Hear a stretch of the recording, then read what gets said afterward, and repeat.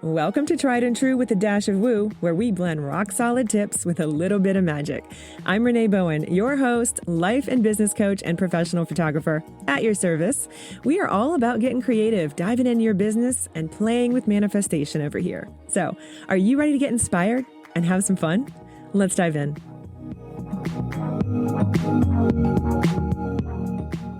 Hey, happy Wednesday, and welcome back to Tried and True with a Dash of Woo. I'm your host, Renee Bowen. My guest today is Lauryn Axelrod, and we have a really amazing conversation all about radical spirituality. She is an ordained interfaith, interspiritual minister, a chaplain, a spiritual director, and a teacher. And she's also a graduate of One Spirit Interfaith, Interspiritual Seminary. So she and I have this really deep conversation about all things radical spirituality and also her new book called 10 Words, an interspiritual guide to becoming better people in a better world. So what we talk about today is all about how you being the best version of yourself actually does make a huge difference to the world. And considering where we are right now in the world, this is a very timely and important topic. We have a really beautiful conversation that I know you are going to really love. So we're just going to dive right in. Hey, Lauryn, thanks so much for joining us here. I am really excited about this topic, this idea of radical spirituality, and sort of pick your brain on all things spirituality. But in your experience, how does that journey to inner peace contribute to creating a more compassionate society? So bettering our world, especially in today's world? Yeah, it's such a good question and an important one. You know, we like to say that we have to be the change we want to see in the world, right? So it has to start with us. We can't complain that we live in an unjust, unfair world if we're not willing to be more just and more fair and kinder ourselves. So the journey is both an inner journey and an outer journey. It's who we can become and who we can be in relationship with others and the world around us. It has to begin with us. It has to begin with our own internal work. Absolutely. I always say, a lot of people come to me and they want more abundance, more love, more peace, whatever. And my first question is usually, well, how are you living that?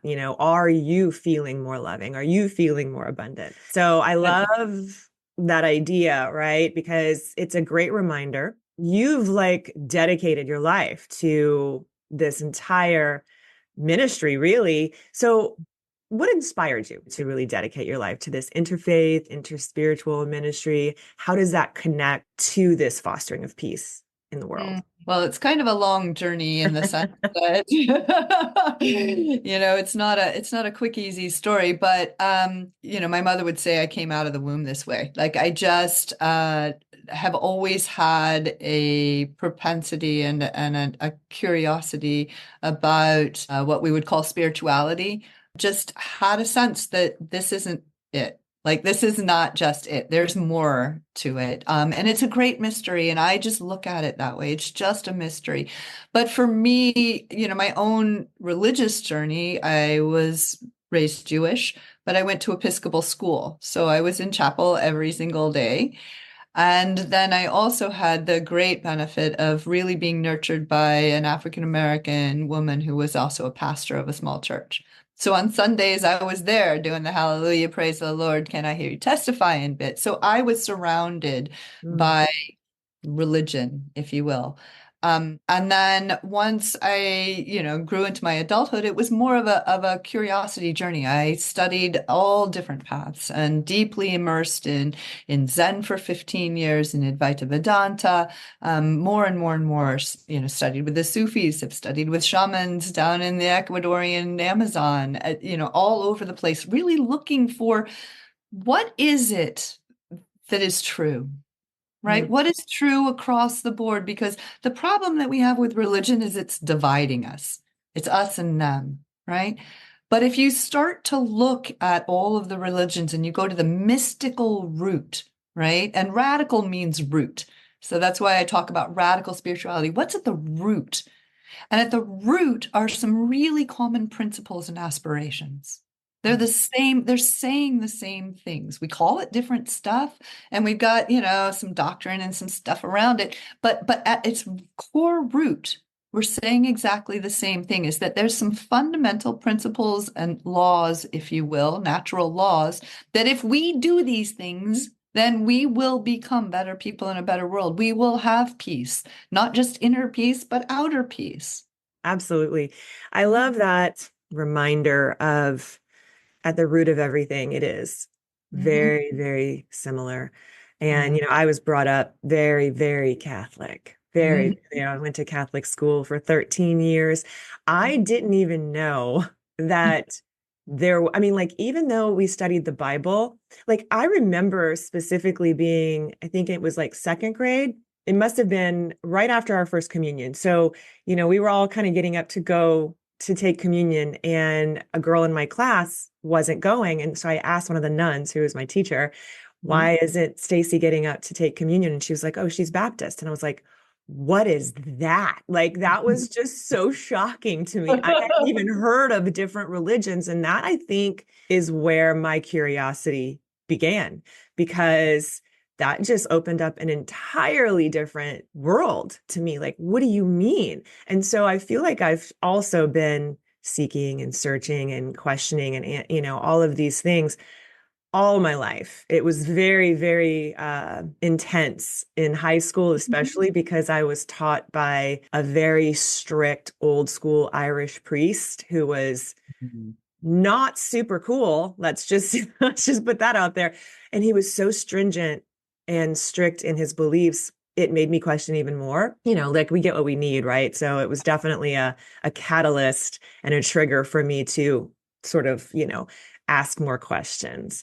But I really love, when you get to the heart of it, it's all about love, right? Like, everything is about this love and compassion. So in your journey and in the work that you do, because I know that you lead retreats and workshops and things like that, what are some of the things that you like to focus on Mhm. when people come to you looking to get more in touch with this part of themselves? Well, I believe everybody is on their own spiritual journey, right? And there's no one right path for anyone. So really what I'm trying to foster is helping people find their own authentic spirituality. And we really live in that time now where people, the institutional religions, we're all like, I mean, not all of us, but certainly within this generation, right? We're like, that's not working so well. And we also have so much information at our fingertips now. We can pick and choose, and we can kind of create what I call the spiritual smoothie, right? We Mhm. just throw a bunch of stuff in there, and I can do my yoga, and I can do my tai chi, and I'm doing my chanting, and is that surface stuff? Is that performative, or are we really finding what it means for us and what our path is? So, I work in trying to just basically I ask questions. What does it mean for you? Where do what's alive for you in your spirituality? And we talk about there being these common principles. And so I've narrowed them down to 10, right? There are 10 common principles. I call them the 10 words. And they all begin with A, B, and C. So they're super like basic. That's how basic they are. And if we really explore these 10 words, then we start to find what is true for us and what is meaningful and how we can become better people, more peaceful, more joyful, more purposeful in a world that reflects that. Let's dive into what those 10 words are. Do you mind? Yeah, I don't mind at all. So the first one is attention. You're not going anywhere if you're not paying attention, right? And that's where a lot of modern spirituality stops. Mindfulness, right? It's just the first step. It's just the first word, right? There's 9 more after that. So attention, acceptance, authenticity, benevolence, balance, contemplation, creativity, collaboration, celebration, and care. And so, how do you integrate those 10 words in what you do? you're a creative as well. Hmm. Yes, Hmm. you are a spiritual teacher, and so many of us wear so many hats. You're also a Hmm. creative. So how do you integrate those 10 words into your life, your business, and what you do? Well, that's the beautiful thing about these 10 words is that they're derived from sort of sacred teachings across the board. They're what's true. It doesn't matter. You could look at them through the lens of Christianity or the lens of Hinduism or the lens of Buddhism or Taoism. It's all the same, right? They're all saying the same things, but they also apply whether they can apply to everything. My brother's a musician. He's an orchestra conductor, and he's like, these apply to music. I'm like, yeah, Hmm. they apply to everything. They apply to your life. And so as a creative, I mean, obviously creativity is one of the words. Yes. But if I'm also not working in my business collaboratively, if I'm not paying attention, if I'm not kind to the people that I'm working with, my clients or the other creative people that I'm working with, if I'm not caring, it's not going to work. Yeah. It's just not. You could be the most creative artist on the planet, but if you're not doing these other things, you're only kind of half there. It's not just about, our creativity is part of all of this. And the thing about these words is they show up every day. Mm. There, I guarantee you, these words are going to show up for you once you start paying attention. Yeah, absolutely. I love that because yes, most of us, I feel like, especially nowadays with the onslaught of information we have thrown at us, there's no lack of it, especially online, that it can feel like a lot. So a lot of us will live sort of hypnotically and Mm-hmm. just kind of go through the motions. But when you start looking for these words, when you start being intentional with where your focus is, Mm-hmm. you will start to notice Mm-hmm. how that's showing up, which is a Yeah. really big factor of it. Like you said, that first one is attention. Yeah, if you're not paying attention, then you're really not going to get very far up the path. Mhm. And going back to that idea of, how did I get to this particular place? I was that person with the spiritual smoothie. I had 40 years of intense spiritual study and practice, and I didn't have a container for it. And the traditional paths give us that container. Whether we agree or not, they give you the path. Here's the path. Here's what you do. And I realized it wasn't holistic. It was piecemeal. A little bit of this, a little bit of that, throw it all in a blender, but it really wasn't a holistic thing. And that's really what I was looking for, and it's what led me to Interfaith Interspiritual Seminary because I was looking for a container that wasn't a box, but had flexible transparent walls where I could find what was authentic and real for me. And I also discovered that really it's all about questions. It's not about the answers. It's how is this principle showing up today for me? What can I do to cultivate this practice a little bit more? Yeah. It's always questions. And I think a lot of people, at least from what I can tell, and my own experiences too, are not really, and maybe it's just the way also that we're programmed in our society, but many of us don't want to sit in the discomfort, don't want to sit in the question. It's uncomfortable. I think we've been sold also this toxic positivity, the performative, Mhm. like you were mentioning before, of like just think positive, just do this and everything's fine. And that spiritual bypass sort of thing. And I Yep. think a lot of people who aren't really truly questioning and sitting in their discomfort and doing that shadow work or whatever you want to call it, they they're really not getting into the deeper root of all of that. Right. So I see that a lot. I definitely understand it, but there's so much gold, as you know, when you are willing to sit with it and allow yourself to be uncomfortable inside of it. What is some good advice for anyone who is listening, who is having a hard time looking at the uncomfortableness or sitting in that space? Well, I think, we want certainty. We all Mhm. want the answers. And we also want to feel good about ourselves. And for me, I always come back to this sense of mystery. And it can be uncomfortable not to know Hmm. until you get to a place where the not knowing part is the fun, right? It's like, Yeah. I don't know, and I may never know. I like to say that we're on a need to know basis. We human beings, right? We only get only so much information, and we Hmm. get it exactly when we need it. Yes. Yes. And I think being able to rest in that place of I don't know and I may never know, but isn't this mystery cool? Yes, that is such a freeing, I think, space to be in. And like when you're able to access that often, Yeah. and the more you do it, obviously, just like anything else, the easier it gets to access. Yeah. But it can be scary at first, like you said, because we crave certainty.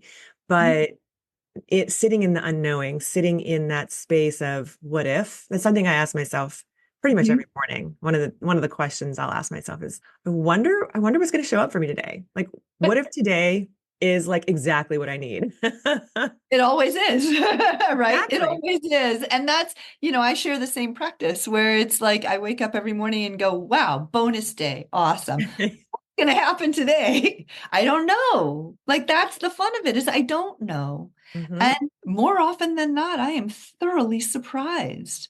It's the wow factor is where I go. You Yeah. know, is I have a practice of going outside every morning, doesn't matter what the weather is, and going outside and looking around and remembering, wow, the sheer impossibility of existence of everything that I'm looking at and myself, the fact that I can look at it Hmm. and be present to it is mind blowing. And I Yeah. have to keep coming back to the wow. And That is so true. yeah, I don't have any answers. I don't have the answers. And, I'm also a hospice chaplain. So I get asked a lot of why questions and a lot of, what's going to happen and what's death? What's life, after death? All of these questions. And I just have to be in this place of, I don't know, but hopefully you'll find out. Hmm. That Send a being open. postcard. Yeah. Send a Send a postcard. postcard. Let me know because I don't know. And I think it takes, we live in a culture where it's appearing to be the expert Yeah. that I know, I'm the person, I'm the expert. And it's really toxic for us. It's really because it takes us out of that mystery. That's such a great point. It takes us out of our own willingness to keep learning, to keep exploring, to keep seeking, to keep wondering. And it's okay. It's okay to not know. It's okay to sit in that space of wonder and possibility, because that's really where that can drop in as Ab- well. You know, Absolutely.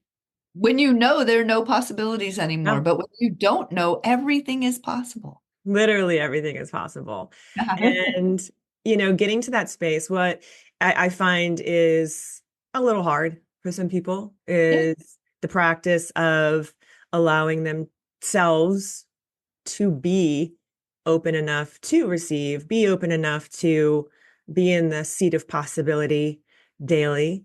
I know we talked briefly just a second ago about some of the morning practices that we do, but what are some of the ways that people can access that you've seen work for? Again, it's not one size fits all. We kind of have Right. to try on a lot of different things, but I always Right. like to ask this to people like you because we see a lot of different practices and rituals and things that keep us on track. And I feel like it's a great dialogue to have in general.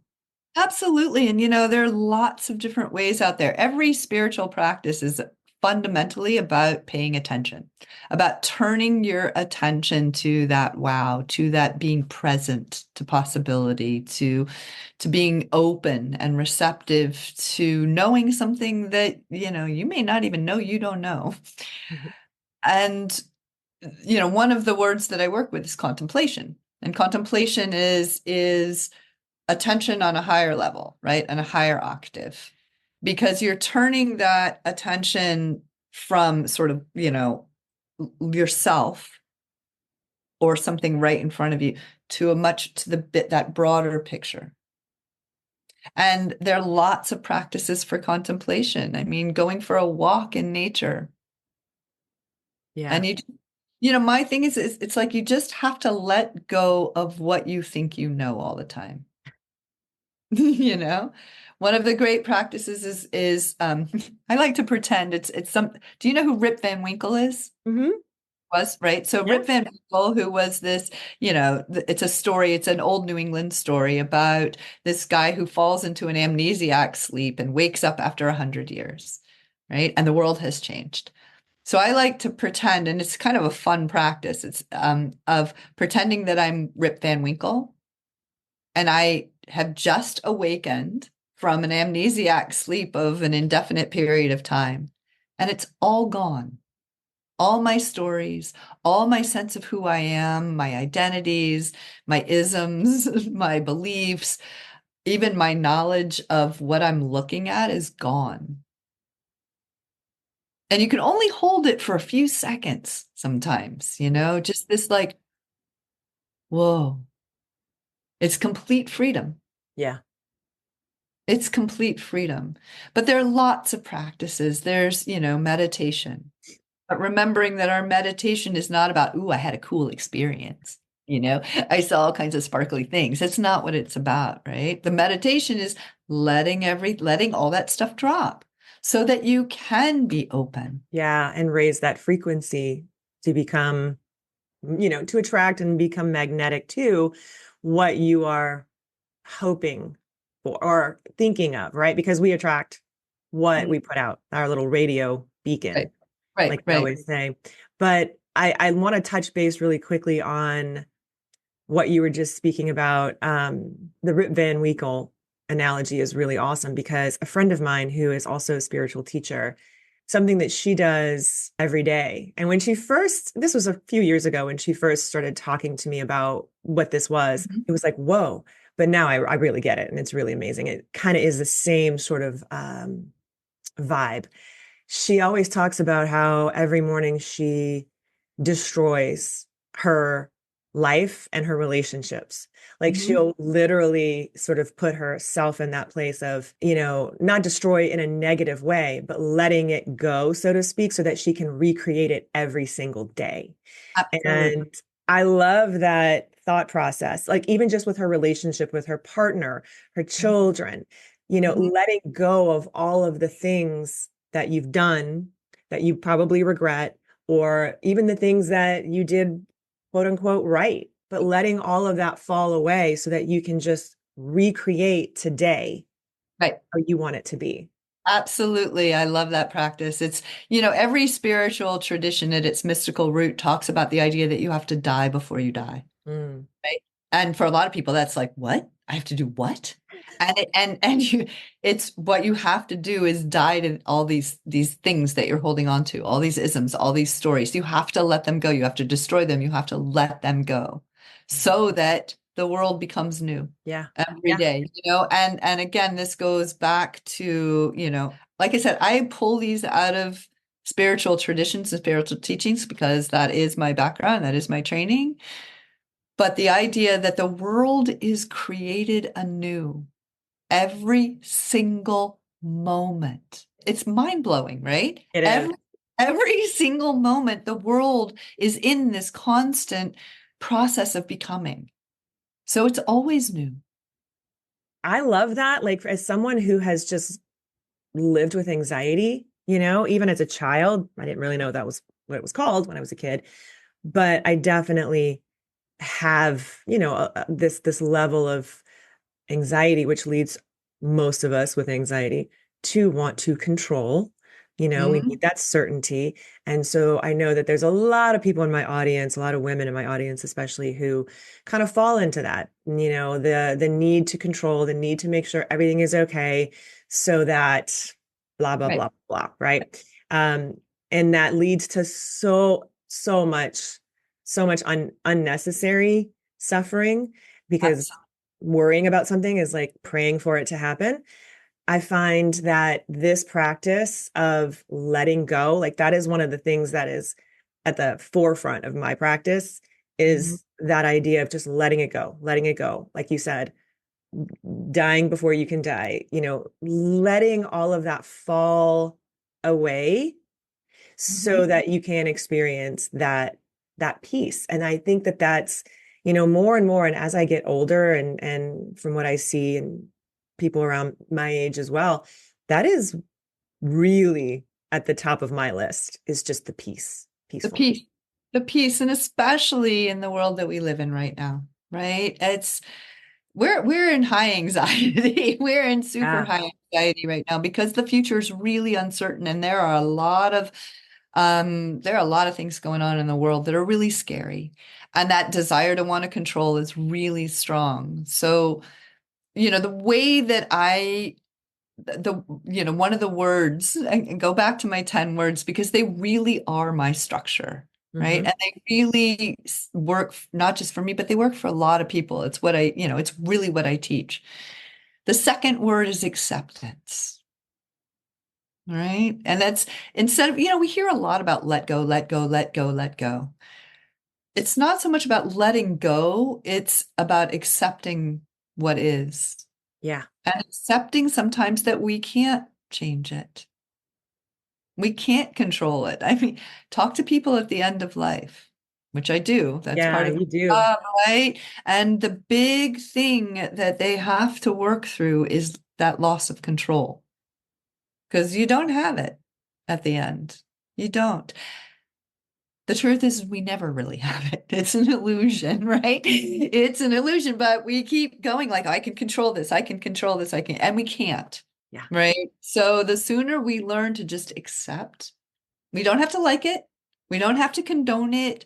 We don't have to, do anything with it. We don't even have to change it, but we just have to accept it Yeah. first. Yeah, that's a really, really great point, especially thinking about the world and the amount of negativity. Obviously, yes, we can do things like control what we're consuming, Right. as far as media, not just food. Right. Everything is frequency, but and controlling the things that we allow in our field Mhm. is definitely something that I try and keep at the forefront, which is hard. I'm gonna Yeah. be really honest, right? Yeah. Because especially those of us who are running online businesses, there's a lot of us who do sort of, quote unquote, need to be in this space in order to do what we do and to be able to reach and help as many people as we'd like to.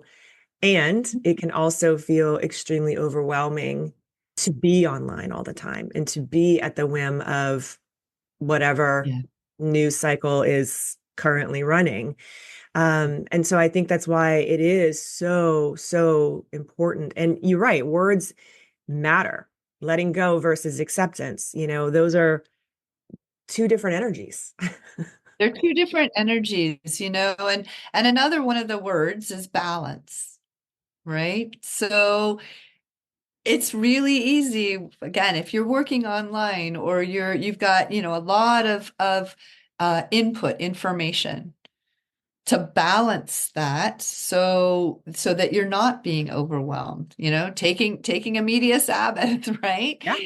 Phone off day, like no, and it's hard for us to do. We've become so accustomed to this constant stimulus, right? This constant information coming and coming and coming, so we can stay on top of it, we can stay on top of it, we can stay on top of it, and taking a break can be really, it's like symptoms of withdrawal for people.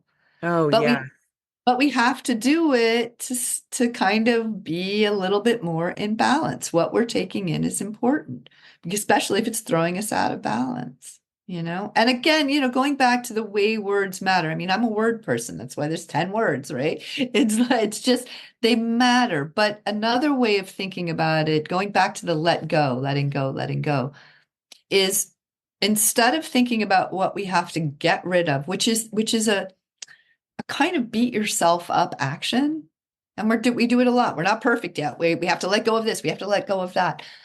I like to think more of what do I need to bring in? Hmm. Because there's only so much space. So if I'm going to bring in balance, what's going to get let go of?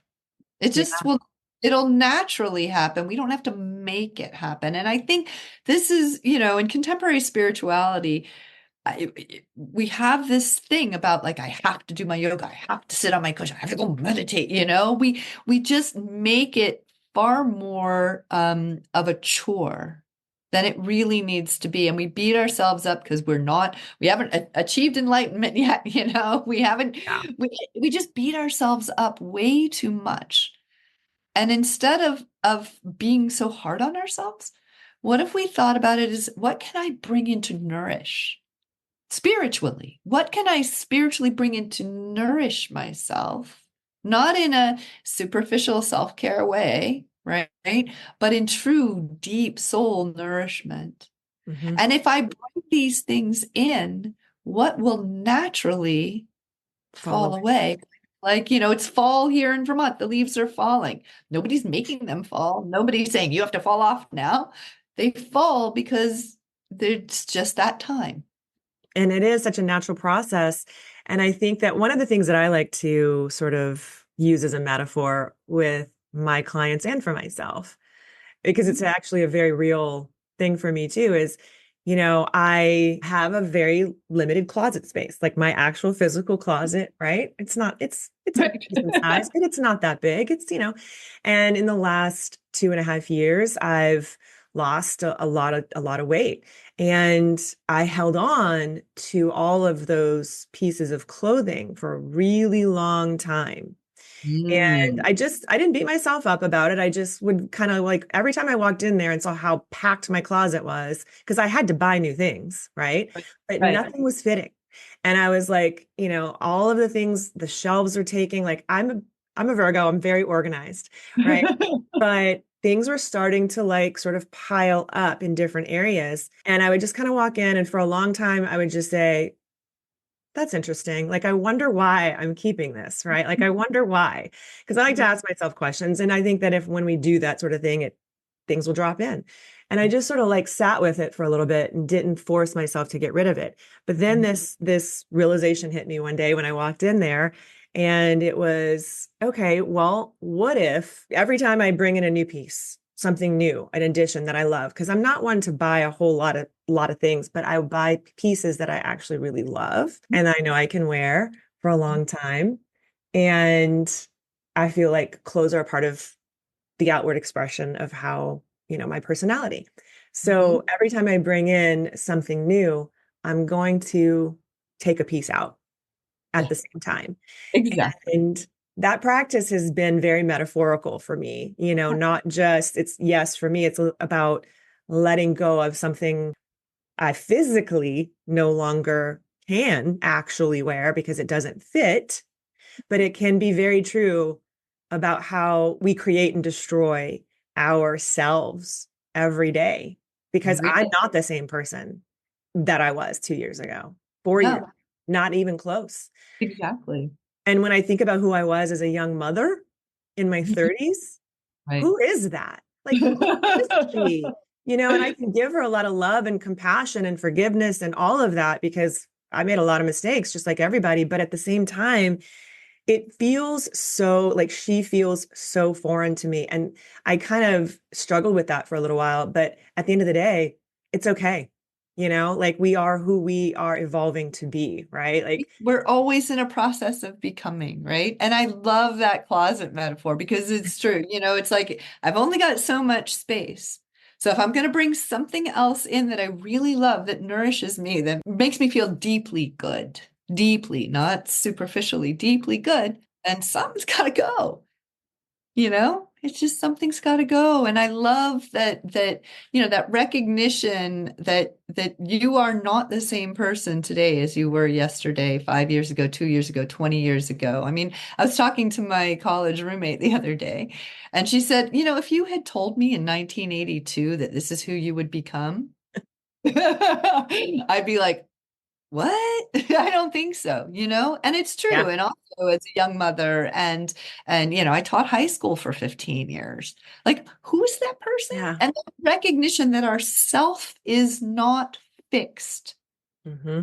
It's not a fixed thing. And again, then possibilities are open. If I am not limited by my stories about myself or my identities, then who can I be? Yeah. I love all of these topics and this whole conversation. A really good friend of mine, we were just having a very deep discussion about that as well. And this concept of identity, I feel like, especially as women, we get really wrapped up into who we think we should be or who other people told us we should be, the programming, all of those things. It's really easy to sort of just, like I said before, hypnotically fall into what we feel like is expected of us. But when we start paying attention and focusing on the inner part of Right. us. That's the third word, authenticity, right? And how we get to our authenticity is number one, we start paying attention. Number two, we begin to accept, right? We really have to accept ourselves. This is a radical self-compassion practice, Yes. right? Like we really have to accept ourselves completely. The good, the bad, the ugly, the oh my God, my hair, the whole thing, right? Yep. We have to accept all of it. And it's only then that we can begin to be truly our authentic selves and find our authentic voices as as creative people, find our authentic spiritual path, find our authentic way of contributing to the world, right? Making the world a better place. Because if we're doing it from a thou shalt, and that was the other thing about, my finding these 10 words is I didn't want thou shalts or thou shalt nots. I wanted things that were more open-ended and were more uh, lent themselves to inquiry, not to rote practice. And as women, we get into, well, as a woman, as a mother, as a working, working woman, I need to be this, especially I have to be all things to all people. And that really does a number on us. I mean, and I have to say, I'm 60, right? So I have this beauty, it's like being 60 is really Yes. awesome. It's Yeah. it's awesome because it's like, you know what? I don't even have the energy to try to be the person that you want me to be anymore. Yes. Yeah. There's a beautiful thing about becoming an older woman and There embracing is. that, and being like, I don't need permission to be myself anymore. I'm in my 50s. I'm 54, and it is one of like I talk about that all the time to my friends and just journal about it. There's a freedom with Yeah, it that I didn't really expect. I kind of heard that, but it's hard to conceptualize that until you yeah, actually experience it. It's just like, becoming a parent. Like everyone tells exactly. you, oh my gosh, your Right. life is going to change. You have no idea until you actually experience it. It's similar. You have to walk that path. And I'm like, oh, this is what they mean. Like there's this ability to give a crap about Exactly. what people think. I don't care. Like I really don't care. And there's so much freedom in that. And it doesn't mean I'm living my life just like, intentionally trying to be, a surface level authentic. No, it's the opposite. It's like, no, I'm going to just kind of be who I am. And you really don't have to like it. It's okay. It's all That's right. okay. We're not for everyone. One of my teachers, he was amazing and he was, really irreverent and he wasn't everybody's cup of tea. And he was absolutely straight up about it. Like, I'm not for everyone, and that recognition's like, I don't have to be for everyone. I have to be for myself, first of all. And because if I'm not, then there's, anything I do out in the world is not authentic and it's not really contributing. We are given gifts. We're given our own gifts in the world. And if we don't touch those gifts, then we can't give them back. And that's what we're here for, right? I really do believe that. And I think the same is true for our own spiritual path, finding our own spirituality, not what somebody else says. Just because some, Tibetan or Indian monk says you need to, sit on your cushion and meditate for 8 hours a day, is that really your path? It may not be, you know? So we have to get in touch with our own authentic self in order to be able to walk our own authentic spiritual path, to find peace, to find purpose, to find joy, and then to be able to give of ourselves authentically into the world to make the world a better place that only we can do. Yeah, that's Only, the deal. That's yeah. it in a nutshell. That's amazing. So I know you do you have a Substack newsletter that you write on, and talk to me a little bit about, tell the listeners where they can connect with you if they want to read more, hear more, connect with you. Yeah, so I you can check out my website, which is laurynaxelrod.com, my name, LaurynAxelrod. And that's got information about when I'm teaching and podcasts and things like that. There's also my Substack, which is Radical Spirituality, and that's available on Substack.com. And then there's Facebook and there's Instagram. But I have a new book that just came out called The 10 Words, right? 10 Words, an interspiritual guide to becoming better people in a better world. And it really explores those 10 words and gives you reflection questions and practices, suggested practices for how you can bring these 10 words into your life to become better people in a better world. Find your authentic voice, bring your creativity into the world. Beautiful. I'll put all of that for you guys in the show notes so you can check all of that out and check out Lauren's book as well. Thank you so much for being here. This was such a fabulous conversation. Love Thank you it. so much, Renee. Really a pleasure. Thank you for having me. Thanks again, Lauren, for being here. That was really insightful, really deep. I've been thinking about our conversation a lot since we recorded it. And I'd love to know your feedback, guys, as you listen or watch this on YouTube. What are some of the things that this brought up for you? Let me know. You can find me over on Instagram at Renee Bowen. Send me a DM, or you can always email me at renee@reneebowen.com. I would love to find out what you guys took away from this conversation, if it sparked any ideas for you, or if it made you think a little bit different. That's always sort of the goal here. Yes, I'm a photographer. Yes, I teach you guys a lot of tried and true marketing, practices. And I'm always constantly helping those in my coaching groups and one-on-one to better their businesses and to make more money, to be more profitable. But if we are not really living an aligned life, if we are not focusing on our personal growth, I feel like we're missing a super, super important part, because everything that we do out in the world, all of our interactions, everything having to do with our business is a direct reflection of how we feel inside.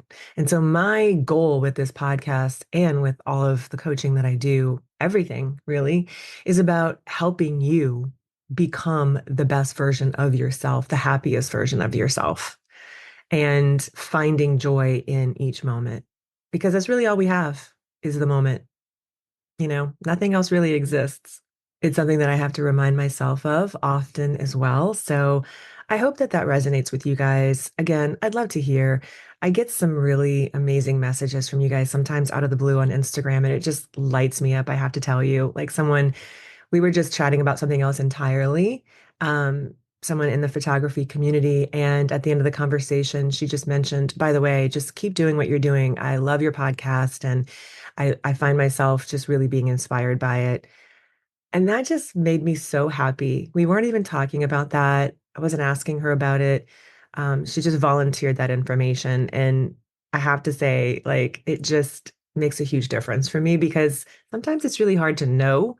Yes, I can see numbers and I can see downloads and all that kind of stuff, but hearing what you have to say about the podcast is really insightful for me. It helps me understand, is this resonating with you guys?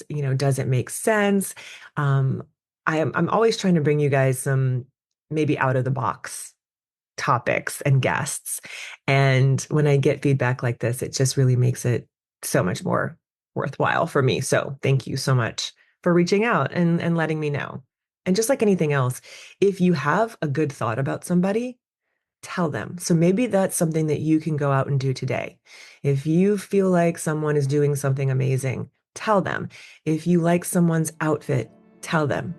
If you think someone has good energy, tell them, because it's always nice to hear. And all that stuff is going to come right back to you.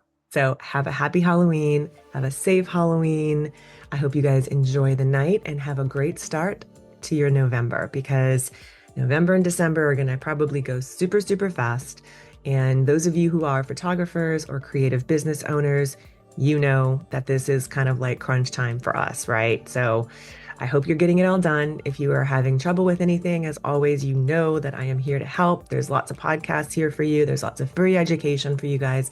But if you need more than that, there's options for that too. And all of those links are below in the show notes. Just reach out. I'd love to help you and your business become profitable and for you to feel really good doing it.